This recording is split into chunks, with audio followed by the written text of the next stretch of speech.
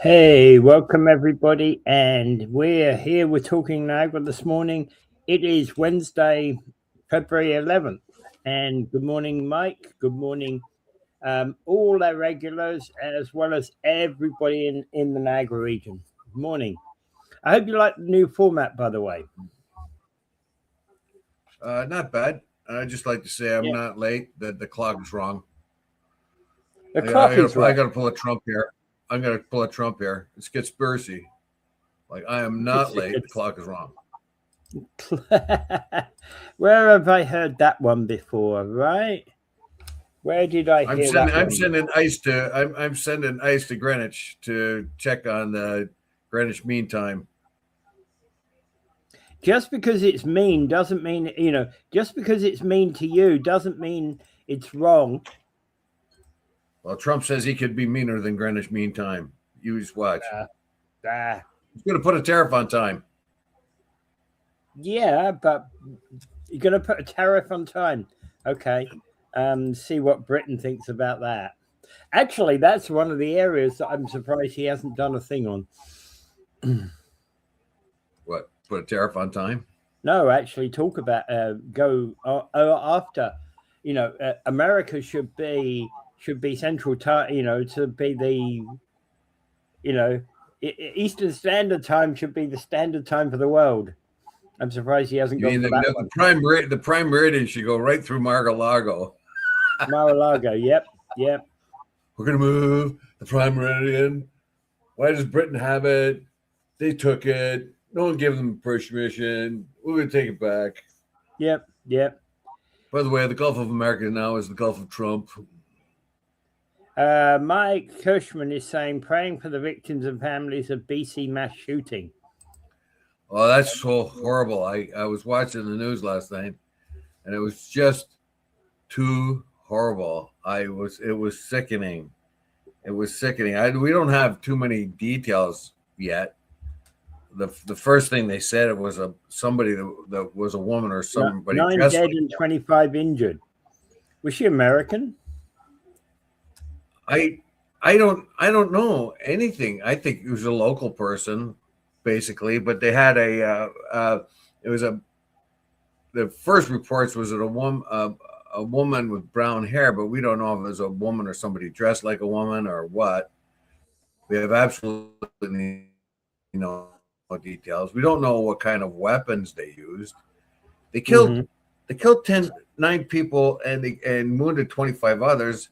And yet the police were there 2 minutes after the call was, as soon as the call came in, the police were there in 2 minutes. But somehow the shooter got away at least 35 rounds, probably more. So you wondered if it was just a bolt action rifle. Everybody up there's got at least a bolt action rifle because everybody hunts up there. There's all kinds of, you just do when you're up north. So, you're going to have a rifle, you're going to have a hunting rifle, but it seemed to me that the amount of dead and casualty, the shooter sort of, but we don't even know. We haven't positively said that it was a woman yet. Whoever the shooter was killed themselves, and they know who the shooter is. But I'm saying the shooter got away a lot of rounds. If the police responded within 2 minutes of the call, and if you assume the call went out immediately, then whoever it was got away 35, at least 35 rounds because 35 people were killed. 35 rounds in a short period of time. So you wonder what kind of gun they were using, or was it was a delay in getting the emergency call out for some reason. But the police responded within 2 minutes and probably stopped a lot more people being killed. But this is a town of maybe about 2,500 people, Tumbler Ridge. I mean, the closest city of any of 12,000 is Dawson Creek, 12 to 13,000. So that, and that's like 180 or 150 kilometers away. It's pretty well isolated up there. And, you got to think, well, it's going to be difficult for the emergency vehicles to get up there, everyone to airlift them out, the injured. The police are going to have to do a much more thorough investigation. The local detachment probably has nowhere near the facilities to take on a murder, let alone a murder of that scale. Yeah. So maybe several days before we find out much about this, about the shooter, let alone reporting up. Yeah, let alone the difficulties reporting up there, right? Yeah, and they're going to have to get notices of next of kin. I'd hate to be the cop that has to go to the door of a teenage student and say, your child was killed in school today by a raging killer, mass shooter. But even in Canada, we saw what happened in Australia recently, and now in Canada, we are not immune to mass shootings. We just get a lot less because we have a lot fewer guns. Yeah. But we still have them. Yeah. Which is a tragedy. Yeah. All right. It's okay. So yeah, it very much is a tragedy. And as Mike says, so sad and scary. The problem here is that it's going to become more common around the in places whereby illegal arms could be attained. Well, look at the one in Australia. Those were not illegal arms. Those guys had hunting rifles. Yeah. And Australia was able to say proudly that it hadn't had a mass shooting it had a mass shooting, and then it put very strict gun laws out there, and it didn't have mass shootings for a very long time. Yeah. Now it had one. In New Zealand also, they had the mass shooting there. And well, we've had unfortunately here in Canada, the same as France, we've had drive-in killings by cars and SUVs and vans and the like. Well, they've also had them in the States too, as you know, it's like in New Orleans and a couple other places in the States. So whoever wants to do a mass murder can do it. But we had that one in Toronto too. Remember the guy that hated women? He killed a bunch. He aimed at women with a car. Yeah. So if you want to kill a lot of people, you're gonna find a way of doing it. The reason they have so many in the States, so many mass shootings in the States, like they have, I don't know, hundreds of them a year. Yeah. Is because in a mass shooting is four or more people getting shot. Is because of the amount of guns. They have all kinds of guns available for anyone who wants to do something like that. The Los Angeles one, 50-something people. The one in Orlando, 40-something people. We had a really bad one out in Nova Scotia where 20 people got it. Yeah. But the guy there, the shooter there, had illegal weapons he got from the States. Yeah. He had Canadian guns, but he also had a bunch of guns he got from the States, illegals. Yeah. Yeah, absolutely. Yeah. All right. Moving on to kind of the things that we've put out. Now, more on the Epstein files. There's a new batch of them, I think, have been produced. And the ones that have come to light have been that he made support in terms of, he made support for alternative scientific discoveries, and also Noam Chomsky's wife has put out a statement in relation to their connection with Epstein. Basically, what she's more or less saying, Valeria Chomsky is saying, is that Noam Chomsky was actually suckered by him. Right? Yeah, it's so the Chomskys are humiliated. They got sucked in completely. Well, I believe it with the Chomskys. I don't believe it with Howard Lutnick.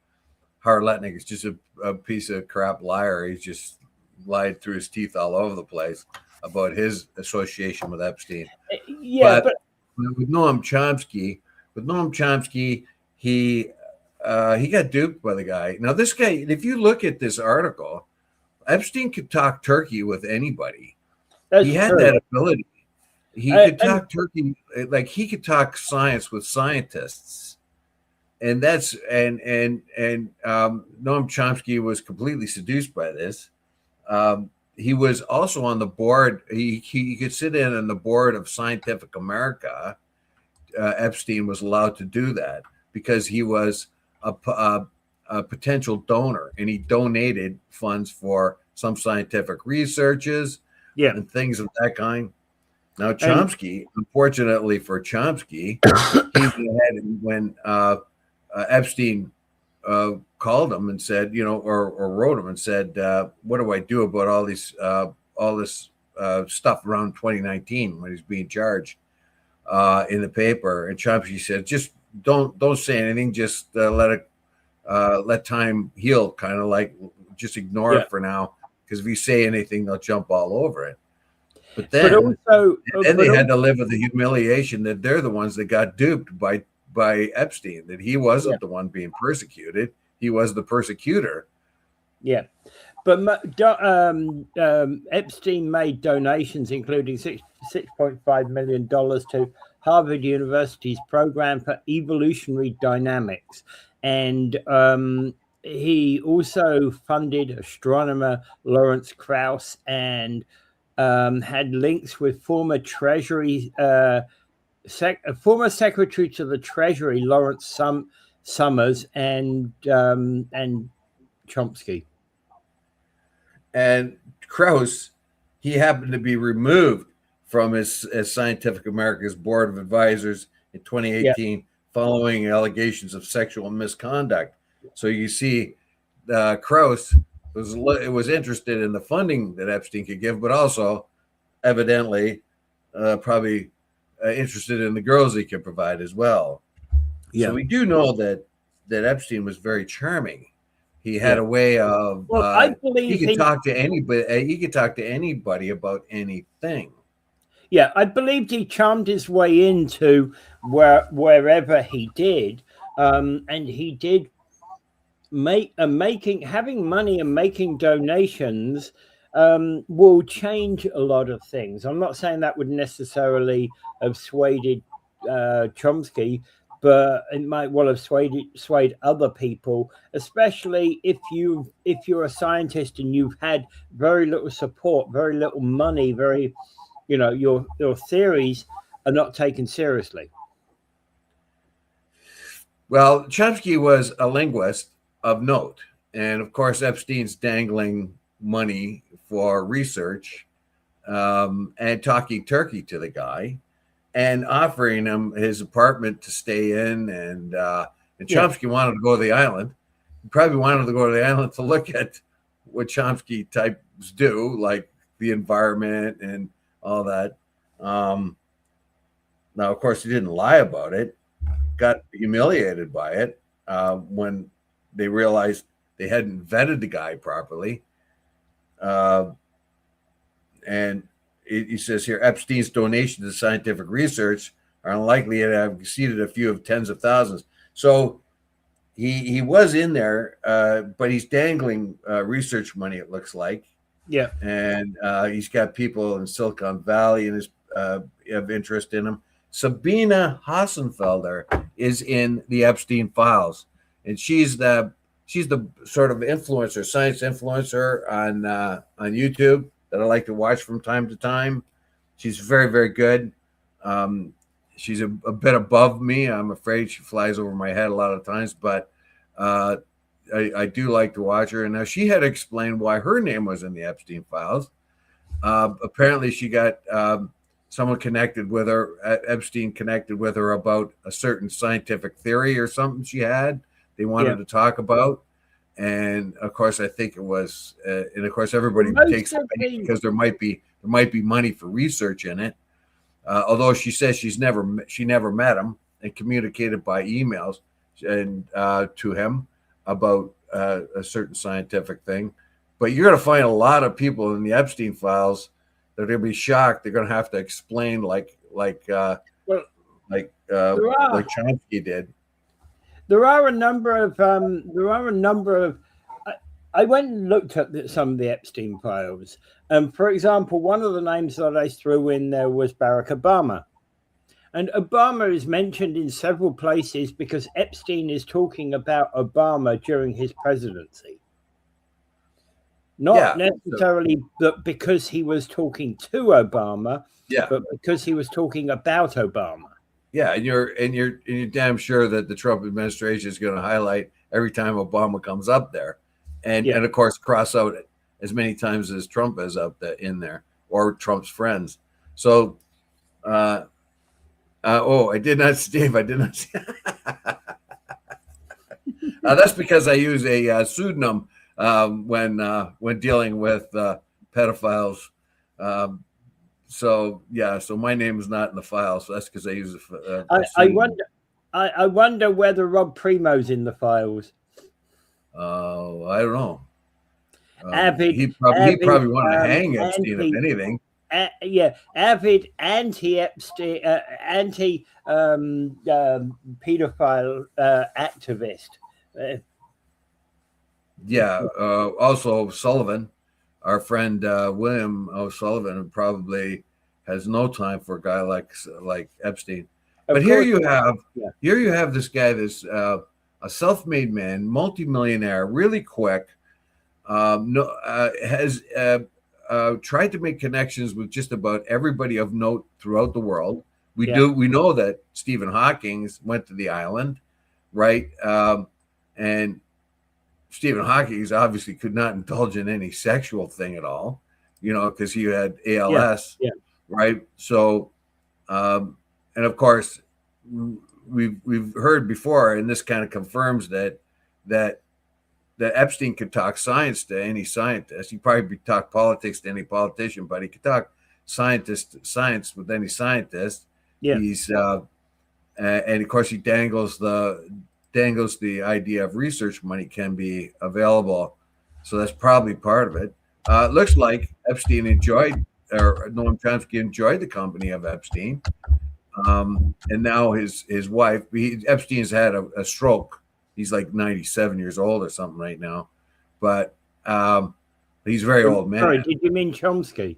Chomsky, yeah. Chomsky's a very old man. He's had a stroke. So his wife has to talk for him now. And she's kind of very humiliated and very apologetic that they didn't vet this guy before they connected with him. Yeah. And felt like foolish and naive.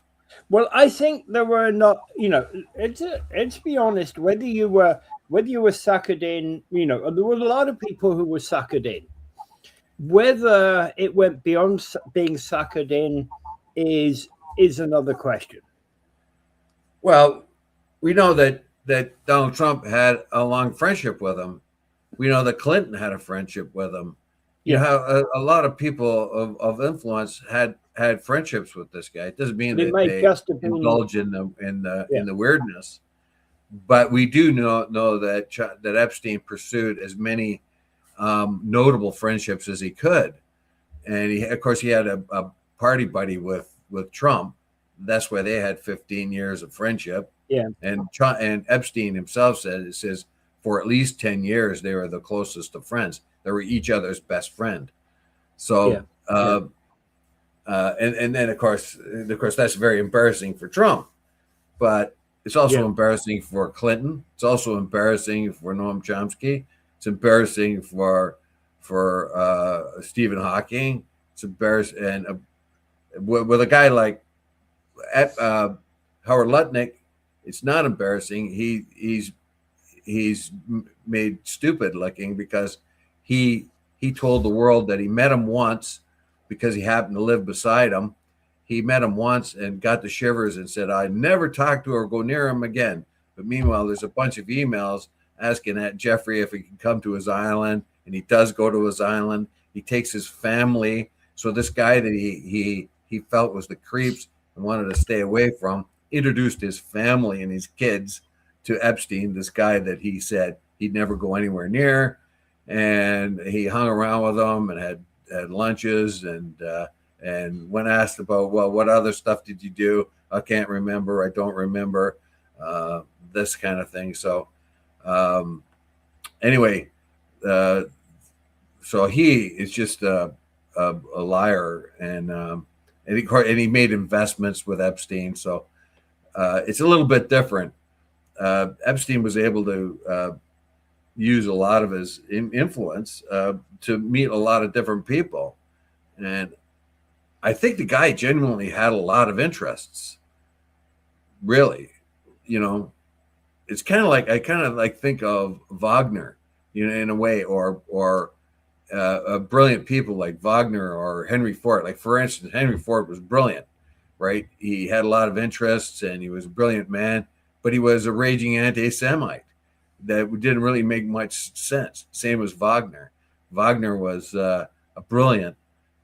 And today I even listen to Wagner's music. I'm very inspirational.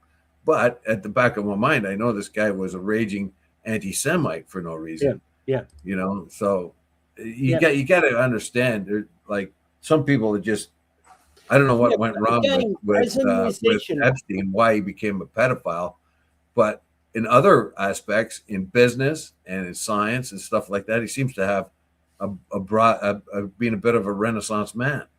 Yeah. All right. Okay. And this isn't going to go away. That's for sure. This Epstein files. No, because the DOJ is trying to hold back half of them. Yeah. And Mike says Steve Bannon blew me away the most. Ben is such a hypocrite. He's I don't know. He's brilliant too, though. Yeah. There's another guy that's brilliant but evil. You know. Okay. Honorary street naming in Niagara Falls.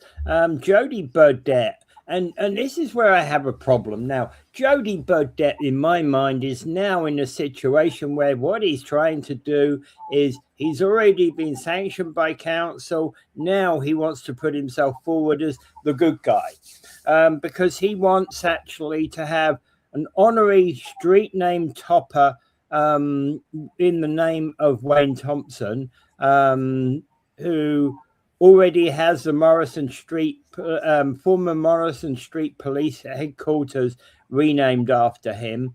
And I'm going to disagree with Mr. Burdett. This is just a publicity stunt. Sorry, sir. It's a publicity stunt. I do not agree with you. I also have big problems in terms of renaming any street after Mr. Thompson. I don't like Mr. Thompson. I think he's been bad for the city for much of the last 20 years. That's been my view. That's been my viewpoint. I think he's been a very negative influence in this city for the last 20 years. And yeah, he told me when I first met him that, hey, I'm responsible for putting the casinos and the hotels in this city. Well, that was a long time ago, sir. And, frankly, you should have retired 20 years ago when you were kicked out as mayor.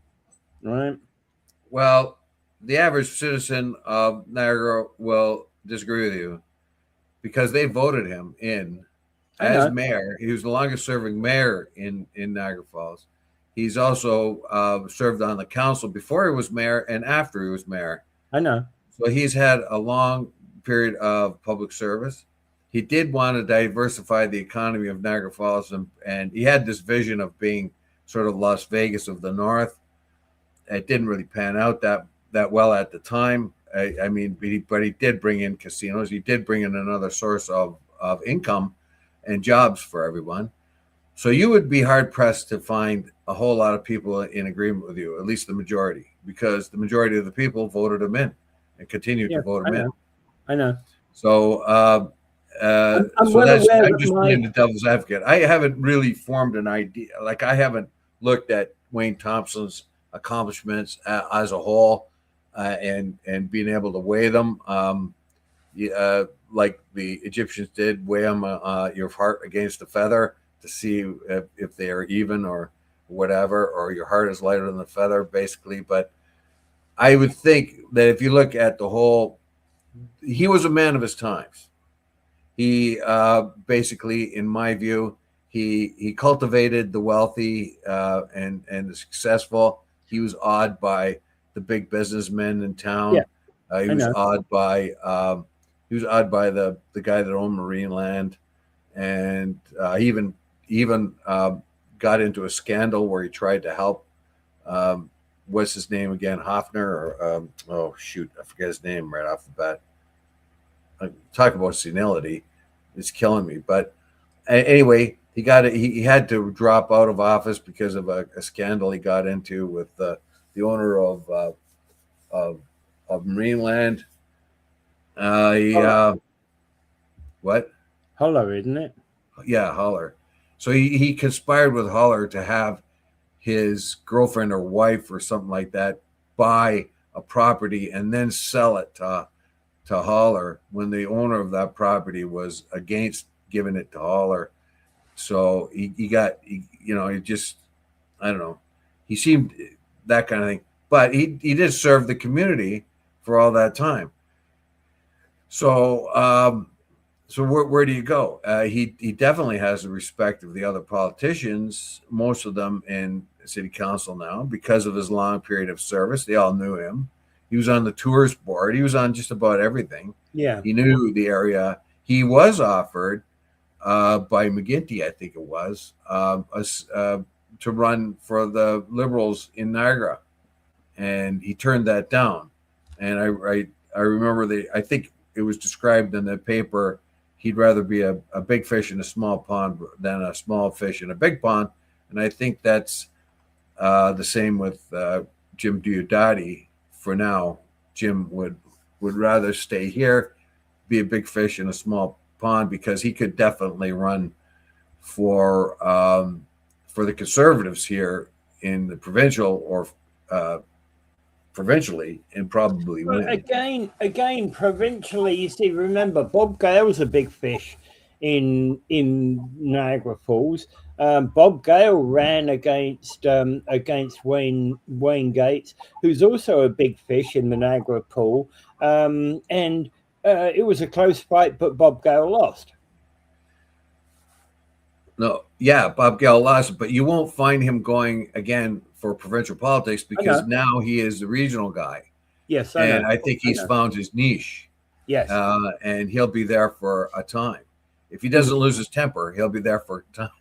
Yep. and then that might be something. But like you would know, he is involved in public service in a big way, Bob Gale, and I think he's going to stay where he is, because in this particular case, it would be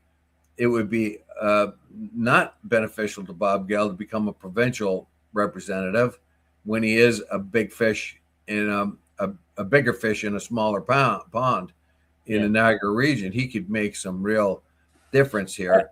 If he went to Queen's Park, he wouldn't be able to make quite as much difference, I don't think. Okay, as a side note, just for this, Gary Wilkins is saying the cost of Carrier wants to raise the cost of a complaint against the council to the Integrity Commission from $500 to $1,000, and Rick says yes on the $1,000, but you get it back if you win. And Gary reports with yet the commissioner said that the SLD should be no fee at all. And basically, I think if you are going to make a complaint to the Integrity Commissioner, it should be a nominal fee, $100, and you don't get it back. Well, the reason why it was $200 and the reason why they bumped it up to $500 is because of vexatious and frivolous comments. When you look at a lot of them, a lot of those so-called frivolous and vexatious things, there might be a core in there that's good. Like when they went after like Peter Angelo a couple of times, he just hands it over to his lawyer. So if you're going up against him, then you're going to have to get a lawyer of your own, really, in order to push that through. So he's a smart guy. He just shuts up, doesn't say a thing, hands it over to his lawyer. But he can afford a lawyer. He's got a lot of money, and so if you're gonna do something, you're gonna have to check it out with a lawyer. So if you have something and there is some content to it, but you can't express it legally well enough, then you're probably going to lose. Now the $500 is a dissuasion for most people, but Jody Burdett seems to have a fair amount of money available to him. Yeah, his business must be doing fairly well, and and of course he's put this up there, and he's cost the taxpayer $150,000, which is not good. However, he does have the right to speak. He has the right to do those things, and I don't think they were frivolous and vexatious. I think there was something to them, but I believe there should be some sort of screening process that you could avoid, like that you could submit your application for the integrity commissioner, and you could look at it, and you could say,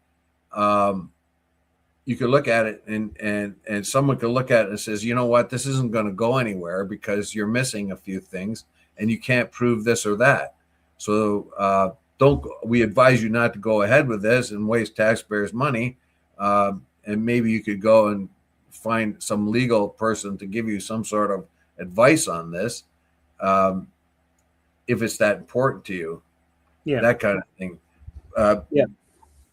We did have a rash of these things, and that's why they pushed the price from $200 to $500.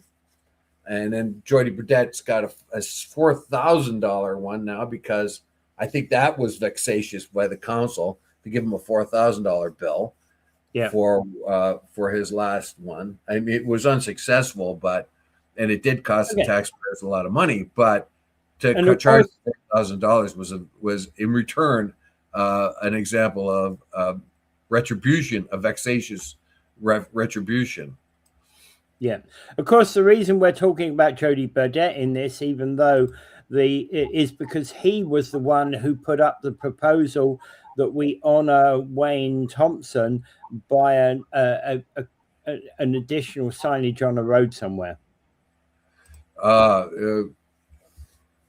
Gary says he was the guy that put in the one against Dabrowski, and then or one in, and then it was pushed up to a motion for $500 after that. So he was the last complaint was $250.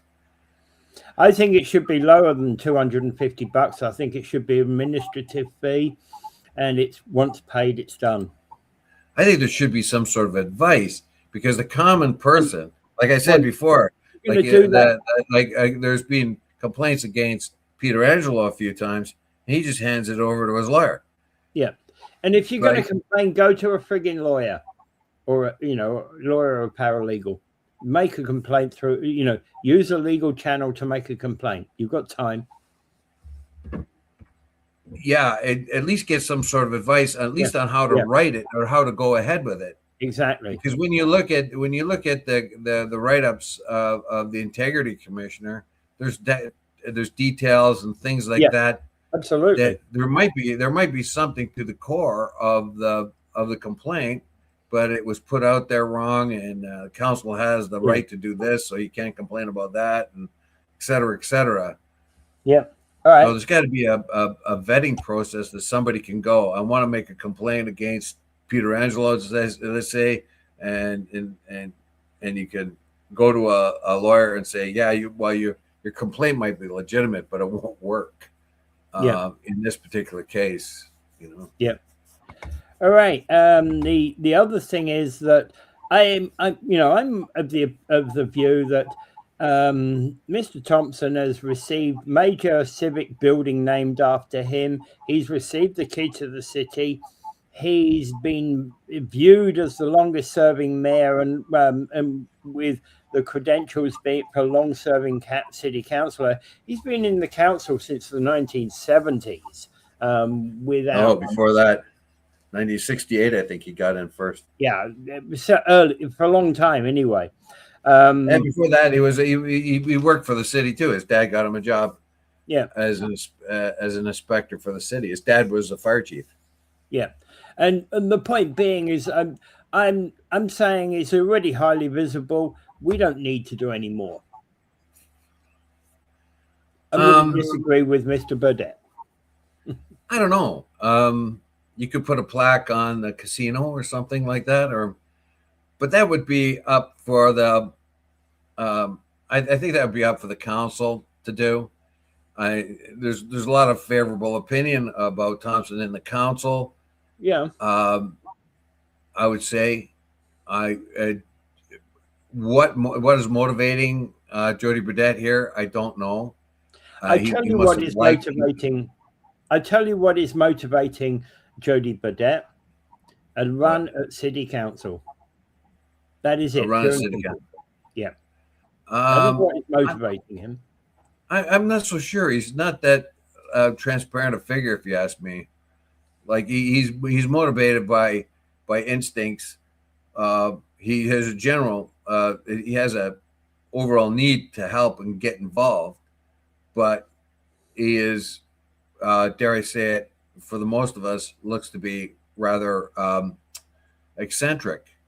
So, and his ways are eccentric. So I don't know if they'll be able to communicate that properly enough to be able to get on council. Yeah. But I don't think there's anything behind this other than the way he is. I think he's genuinely worried about the city, genuinely worried about, but he has odd ways of, or at least perceived odd ways of doing it. And like he did a budget review that Paul talked about, and he did a very extensive one, and yet he was told he couldn't speak because they're mad at him and they shut him down, the idea of free speech. And he may have had a few interesting, things to help the council decide on how to move ahead with the budget. I don't see any harm in that at all. Talk about vexatious. Vince Cario was the vexatious one in this particular case, frivolous and vexatious and the rest of the councilors, save Lori Lococo. They're the ones that did not give him the opportunity to speak. And now he wants to, he liked Wayne Thompson for some reason. He must have had a relationship with him of some kind, whatever, but he wants to honor him. Mm-hmm. I just think he's from an odd kettle of fish, and we just got to try to figure out how to understand him. But definitely, we don't want to spend another $150,000 on an integrity thing. But this is an easy one. Put it through the council, and they may agree with that, and honor Thompson again. And meanwhile, you want to honor a guy while he's still alive, don't you? If you can, right? Yeah. Anyway. Now, you don't like the guy, but obviously the rest of the city disagrees with you because they voted him in. But you know what? Do you know what? If they were to honor him, and if he were to appear at the naming, I'd probably appear there and shake his hand. Yeah, well, definitely I would too. I mean, he devoted his life to the town, right? Yeah, absolutely. I know. And I may have differences of opinion about how he devoted his life to the town and how wrongly his approach to the city has badly affected the city's economy, but that's a political question. Yeah, well, you could put a subnote on the sign. Yeah, hardly worth it, but yeah, that's fine. Okay, moving on. In Niagara-on-the-Lake, advocates are basically saying that they need to release the pro-democracy activist Jimmy Lai from his prison sentence in Hong Kong, and he's actually a person who created a local hotels. Yeah, or invested in them. The Prince of Wales and a few other there. I forget offhand. I got to dig up the article, but this is very interesting. You go on the BBC, you go on the American networks, and you see Jimmy Lai gets arrested, and he's going to be thrown in prison. Well, he already was arrested, but he gets tried and he gets put into prison for being who he was. He was an advocate of free speech. He made his money with the Apple Daily, which is a newspaper or a media outlet, and he promoted peace and democracy and stuff like that. Of course, he was supposed to be able to do that in Hong Kong for the next 50 years. Yeah. But the Chinese decided that wasn't going to happen anymore, and they were going to abrogate their agreement with the Brits. The Brits said, okay, we'll have to turn Hong Kong back over because we had it for 150 years, and now that 150 years is over, so we got to hand it back over to the Chinese. But we weren't going to do it unless we have certain guarantees of Hong Kong's freedom. Chinese says, "Oh, sure, we'll do that." And of course, they didn't they didn't honor that in any way That possible. lasted for about 20 seconds, right? But, Yeah. So Jimmy Lai, who was in Hong Kong, he's a British citizen, by the way, too. yes, Now he's a worldwide known all over the place, and it's a curious fact that this huge figure in the world news is an investor in Little Niagara on the Lake. Yeah. Well, yeah, and actually, the interesting thing is about this, and just to put it back into context of our last article, Mona Patel made a big thing about Jimmy Lai's position on a statement on social media, and Gary Wilkins made a statement that Mona Patel was actually out of order because she was acting anti-democratic in the work that she did against Jody Burdett. Yes, I read that. Yeah. Good point. And I just saw that he's made a similar comment here. Thank you, Gary.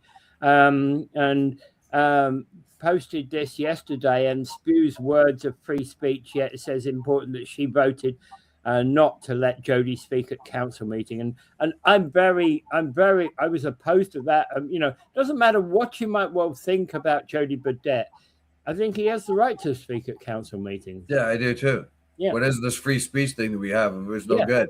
And what is the point of Mona Patel coming up and talking about Jimmy Lai and getting getting photo ops about denouncing the Jimmy Lai thing when you denied that free speech to one of your own citizens within a stone's throw of the council.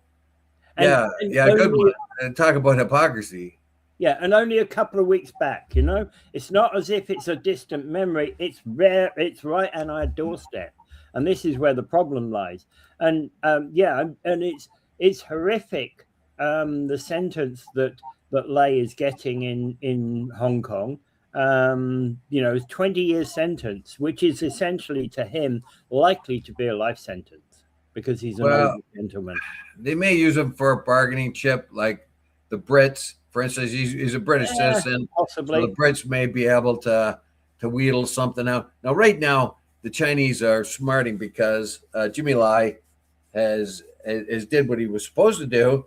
What he's supposed to be allowed to do in Hong Kong is exercise free speech and free press. They didn't like that, and he didn't like the things they said. So, of course, they abrogated. If you're powerful, you don't have to worry about morality and justice and all that. If I'm more powerful than you, I call the rules, and that's what the Chinese government said. Yeah. Said, well, I'm too bad about that deal we signed with the Brits. We don't like what you're saying, so you're going to jail. We'll invent whatever we need to invent to put you away.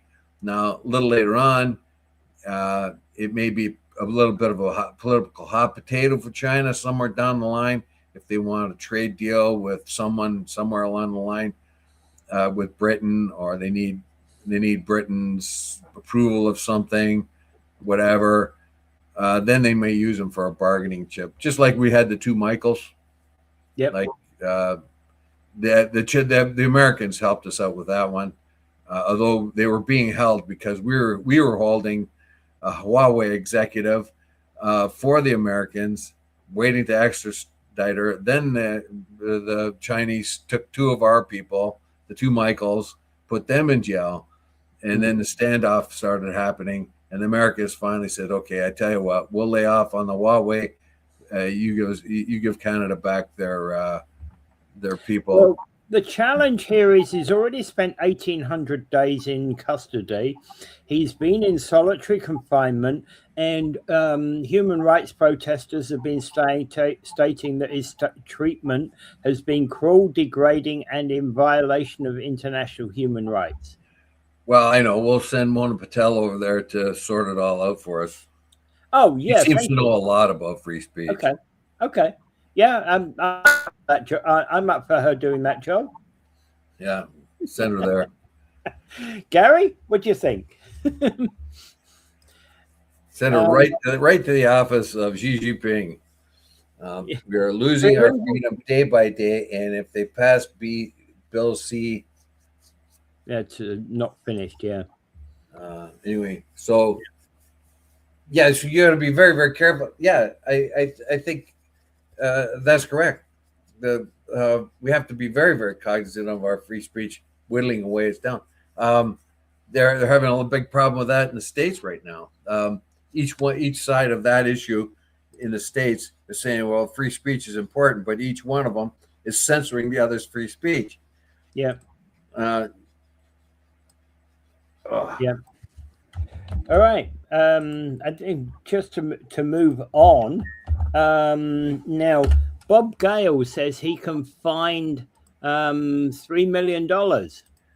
Yes, and he's shown that where he can get it, and $1 million of it is just to use the reserve fund, and then pay that back little by little. But if they use $1 million out of the reserve fund, that $1 million is not going back into the reserve fund. Yeah, no, you may have opened up the gates for abuse of the reserve fund.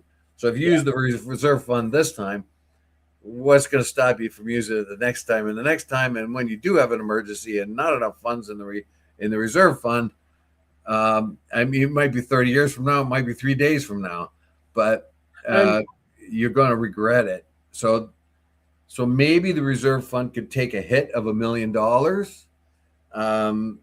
and you could justify it this time. But what's to stop you? My issue there is Bob Gale says that part of that could be brought up from the reserve fund. I'm not so sure that you want to open that door. Yeah. I worry about using the reserve fund, but then again, another part of me also says that the reserve fund was actually laid down exactly for this type of situation. Yeah, and we find that when Paul Lemire was talking about keeping the budget down and keeping it down to zero and blah blah, and I didn't think that was really that possible. I thought that was a noble words, but impossible. But then when I got prepared for Paul's show on Monday and didn't show up on time, in part of my research when I was looking over the different issues there, when I was particularly looking into the schedule of fees of 8.1 on the agenda, I found out that among others, Windsor, Brampton, Vaughan, and Tecumseh all came in with zero increases. Yeah. So how did they do it? Some of them did it by boosting up the schedule of fees, and in here, in this, Bob, he's saying things that he wants to keep it down at 3.5. Of course, he can't do it. They're increasing the levy. So anyway, I'm trying to find the other way. Yeah, so there's a bunch of different things listed here. Among them, funding contribution for replacement of emergency medical services, $440,000. That can go. Yeah. Support for low-income funerals, $200,000. I don't know. That helps a lot of people. But then again, there's money's tight. Regional membership and Federation of Canadian Municipalities. Why do you want to put $116,000 into that just to be a member? It might not be worth it for us. Regional support for innovative Niagara program, which helps startups. That's nearly That's $94,000. Yeah, you want to help startups, but does the taxpayer actually have to put up the money? The local area municipality fund for economic development initiatives, such as the attraction and buy local campaigns. Buy local campaigns, you don't need that anymore. They got $92,000 for a buy local campaign. Yeah. I buy local anytime I can. I buy local, and if I can't find local, I buy Ontario. If I can't find Ontario, I buy Canada. If I they've am got resisting everything from the States, of course. If they've got $90,000 in a buy local campaign coffers already, then you could certainly pare some of that down. It's not saying that you don't buy, that you give up on the buy local campaign, but where you can save money, save it. Don't take the money away, because that money is available for the buy local campaign, but trim the expenditure on that campaign down where it's not needed. That's certainly one area that you can do things with. But I do also have, so how many of these other things, and if he has gone through the budget with a fine-tooth comb, good for him. Because it's one of the things that when Paul and I went through the budget with a fine-tooth comb, we started asking a lot of questions that had never been asked of City Council before. Yeah, well, these ones are major. What he has done here is Gale has set the staff to dig deep into real, out of the box type cuts. Yeah. That the average politician, regional councillor might not want to put up there because of the backlash. Like, for instance, if you want to cut the funerals for the poor people, or the allowances they give or help they give for poor people for burying, you might get a lot of resistance. That's $200,000. Now that one might not go through because, there are a lot of people out there. Imagine all the homeless and all that when they die. Yeah, who's going to help them do something with the body? That's exactly why that fund is there anyway, because you need to help the homeless get through. When they are buried, they need to be buried somewhere. And one of the proposals would be to cut grants that cover industrial development charges to 50% from 100%, saving the taxpayers an estimated $1 million right there. Yeah. But then you impose upon the development. Do you impede the development that way? That's actually the question that I have, is like, when you're talking about a development fund, yes, one could say that a lot of that money could come from private industries, already existing private industry. But again, and it often does anyway, what it basically needs to do, but you need the public fund in order to spurn the development in the short term. Well, it explains it quite well here, really. Come back. It says municipalities use the development charges to fund infrastructure needed to support growth, such as roads, sewers, police, fire, etc. A staff report said the grant is a discretionary program introduced by the council to support employment growth and attract investment. A jurisdictional scan found Niagara is the only Ontario region that uses grants to reduce development charges on industrial projects. So he wants to reduce those grants from 100% down to 50% of what it is. That'll save everybody $1 million right there. I don't think that will impede too much in the development of the area. I don't think it would reduce anybody's desire to invest here. I want to know more about that. I like the idea. I understand the idea. I'm concerned about the idea, and to some extent I like it, but I want to know more. It's where I am. I would like to know the successes of that grant. Since the Ontario region is the only one that does give a grant for development charges, we will have to know what kind of successes they've had. Yeah. How is it applied? So obviously Bob's put that out there. Now it's up for the council to decide. Now they're not likely going to get rid of the $200,000 that help poor people deal with burial costs. Yeah. You know, because seriously, if you really want to do that, I mean, to a family that's poor already incur the expense of a funeral. So you might not get that one, Bob, but at least you put it out there. That's good. But this other one, this development charge, then you have to go, the council then has to say, okay, we're giving these grants. Nobody else does. Has it really helped the city? Has it done what we thought it should do? How successful is it? And if it is successful or somewhat successful, will it hurt the program to reduce it by half? Yeah. Or will it, you know, that kind of thing. Yeah. So I don't know. Hats off to Bob Gale. I haven't seen this from any other councilor. Have you? No. I mean, this goes right into the reserve fund and gives you really all the real possibilities out there, whether you like them or not. Yeah, I but he has put them out there, whether you like them or not. And where are all the other councilors? How come they couldn't do something like this? Yeah, I'm cautious about attacking reserve funds, but the rest of it, I'm open to hearing this.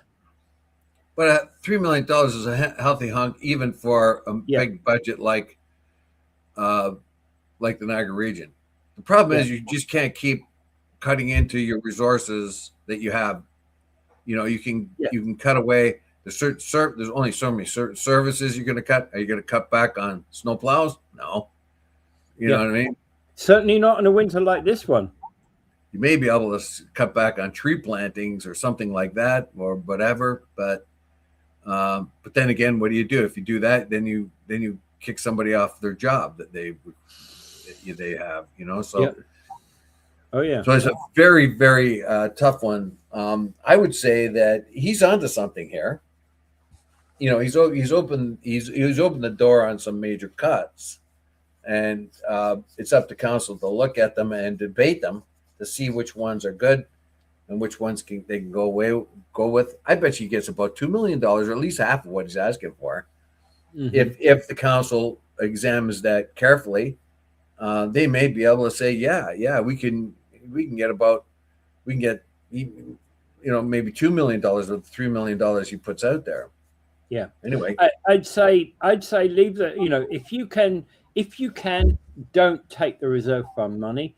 But I'm sure we can get at least $1 million, maybe $1.5 million saving from the other areas that he's highlighted. And I'd like to hear more. Somebody along the line, I look at like a guy like Lester B. Pearson, who after the war was able to pay down Canada's debt in 1968, and we had a balanced budget and a very good balance sheet. What happens after that? The politicians, in this case Trudeau, and then after him every other politician, starts borrowing like crazy until you get to Paul Martin and Chrétien, who stop it.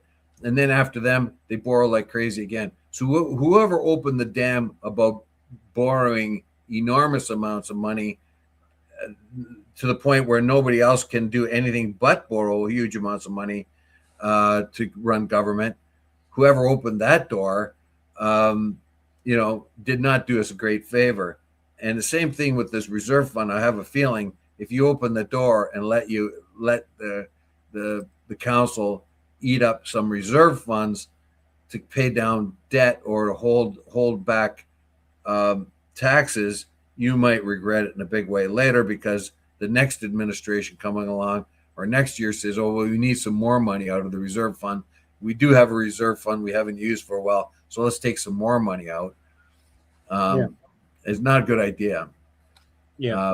But at one time or a couple times, just to keep it down during hard times that we're having now, that people are pressed by high prices.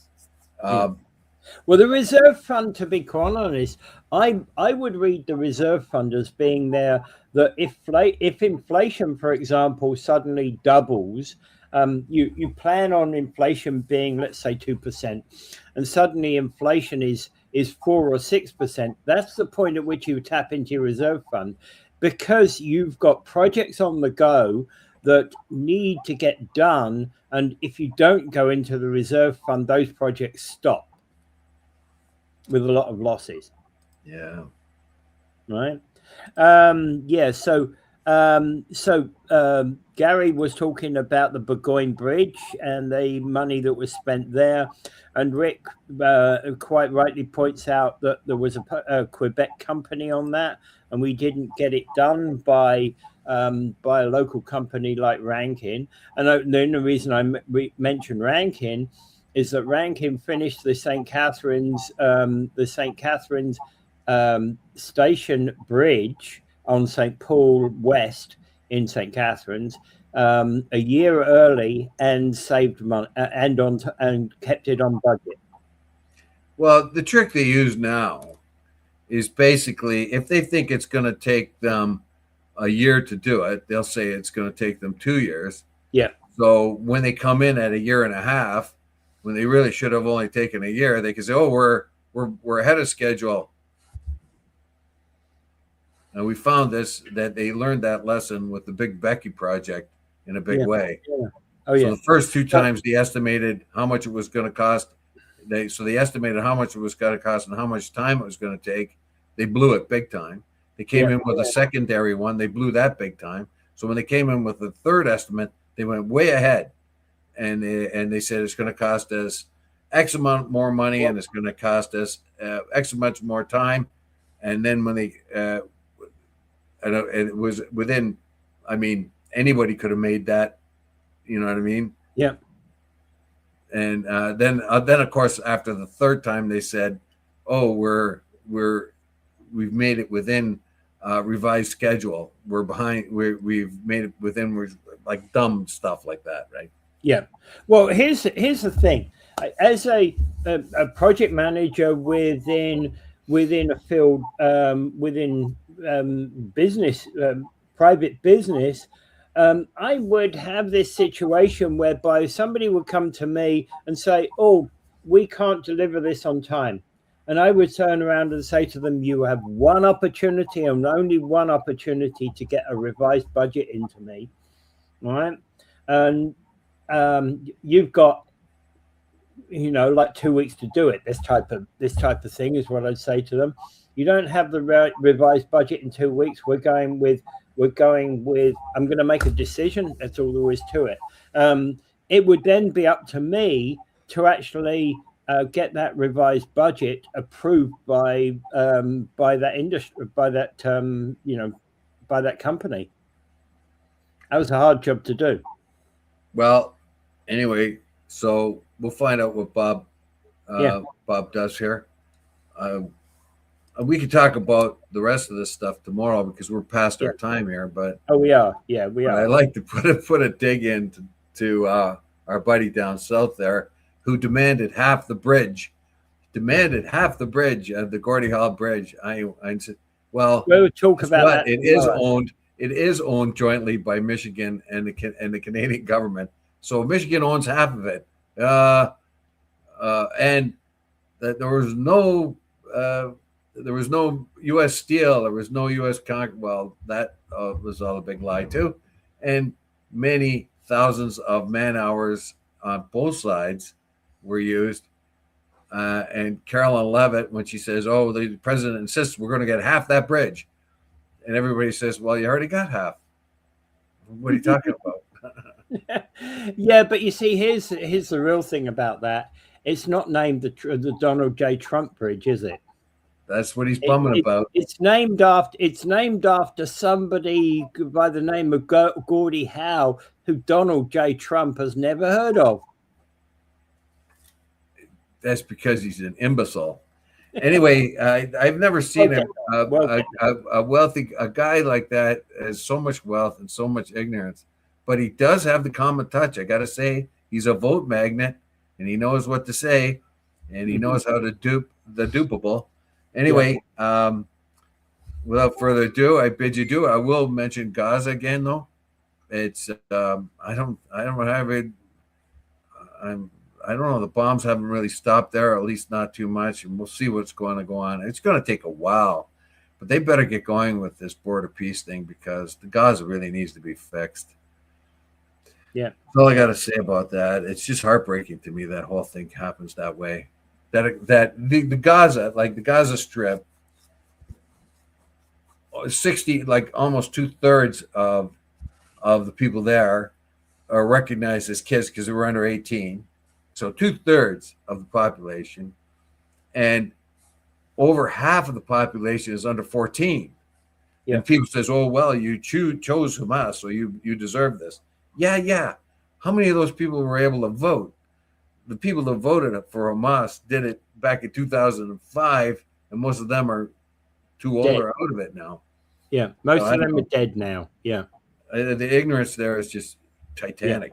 Yeah, absolutely. We are making judgments about that. We don't even know. That war started in 1897, when the Zionist movement began, and there's been atrocity by both sides going back and forth. But this is a massive atrocity.